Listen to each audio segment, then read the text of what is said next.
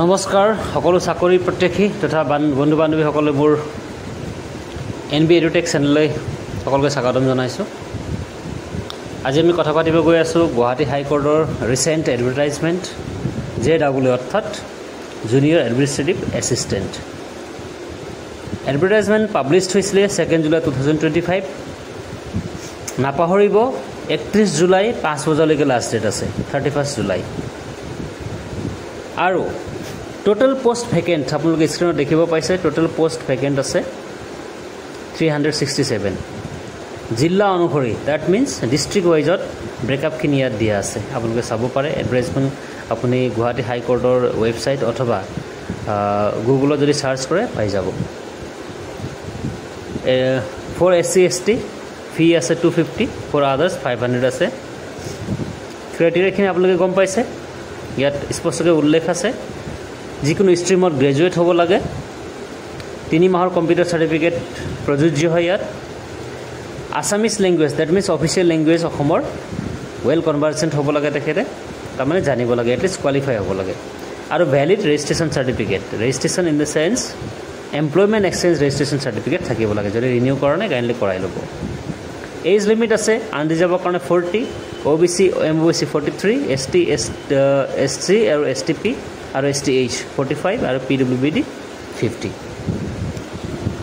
বিশেষকৈ কথা পাতিম আমি চিলেবাছ বা question pattern. OMR based questions আহিব।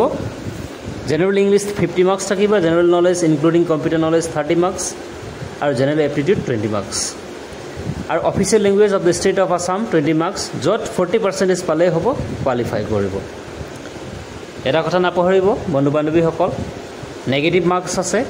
যদি 4টা কুৱেশ্যন ৰং হয় তেতিয়াহ'লে 1 নম্বৰ কটা যাব। ডেট মিনছ এটা কুৱেশ্যন যদি ৰং হয় আপোনাৰ শুদ্ধ উত্তৰৰ পৰা 0.25 কাটা যাব। কুৱেশ্যন কেনেকুৱা আহিব, আমি যিহেতু এইটো এটা কম্পিটিটিভ এক্সাম, গুৱাহাটী হাইকোৰ্ট মহামহিম এটা গুৱাহাটী হাইকোৰ্টৰ নিচিনা এটা জুনিয়ৰ এডমিনিষ্ট্ৰেটিভ এছিষ্টেণ্ট হ'লেও খুব ৰেপুটেড জব হয়, গতিকে নিশ্চয় কম্পিটিটিভ কুৱেশ্যনেই আহিব। মোৰ বোধেৰে এনেকুৱা আহিব বুলি স্পষ্টকৈ ক'ব নোৱাৰে, কিন্তু এটা পেটাৰ্ণ মই আপোনালোকক দেখাব বিচাৰিছোঁ। 2023ত JAA তাৰমানে এডমিনিষ্ট্ৰেটিভ এছিষ্টেণ্টৰ পৰীক্ষা হৈছিলে। তাত চাওক ইংলিছৰ কেনেকুৱা কুৱেশ্যন দিছিলে। In each of the following sentences one word has been italicized under each sentence of 4 alternative words, marks A to D are given.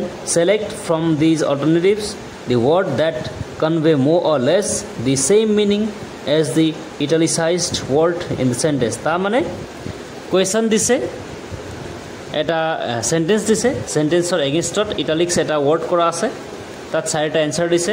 কোনটো মানে প্ৰিফাৰেবল মিনিং হয়, তাৰ যিখিনি মিনিং কেনেকুৱা হ'ব পাৰে, নিয়েৰ এবাউট মিনিংছ হ'লেও যি মিনিং শুদ্ধ সেইটো আপোনালোকে লিখিব লাগিব। তাৰমানে তাত ঠিক OMRত আপোনালোকে মাৰ্ক কৰিব লাগিব। So KPS Gill has made a dossier of all those who had links with terrorists in Punjab. ইয়াত dossier wordত ইটালিক্স কৰা আছে। List of criminals, record of file, secret album to put on a hit list.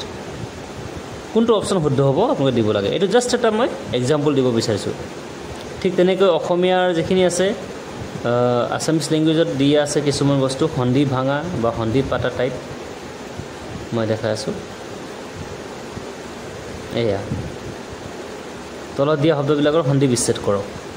আশ্চৰ্য, আযোগ চৰ্য হ'ব নে আচুক চৰ্য হ'ব।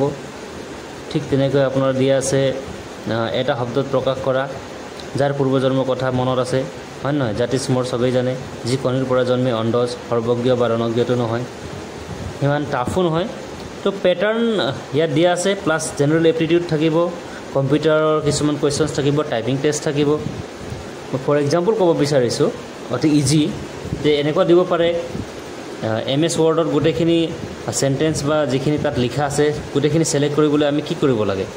Ctrl+X, Ctrl+Z, Ctrl+A। অপশ্যনটো কি হ'ব? Ctrl+A মাৰিলে গোটেইখিনি ছিলেক্ট হৈ যায়। মই ইয়াতে Ctrl+A মাৰি আপোনাক যদি দেখাওঁ, এইটো যিহেতু PDF ফাইল, চাওক Ctrl+A মই কৰিছোঁ, গোটেইখিনি ছিলেক্ট হৈছে। এনেকুৱা টাইপৰ কিছুমান কুৱেশ্যন দিব, গতিকে ভালকৈ প্ৰিপেয়াৰ কৰক। সকলোলৈ মোৰ শুভেচ্ছা। আৰু 31 লাষ্ট ডেট হয়, চিলেবাছ ভালকৈ চাই লওক আৰু সকলোৱে অতি সুকলমে যাতে পৰীক্ষাটি দিয়ে আৰু পাছ কৰি ওলাই আহে তাৰে কামনা কৰিলোঁ। ধন্যবাদ, থেংক ইউ। আৰু চেনেলটি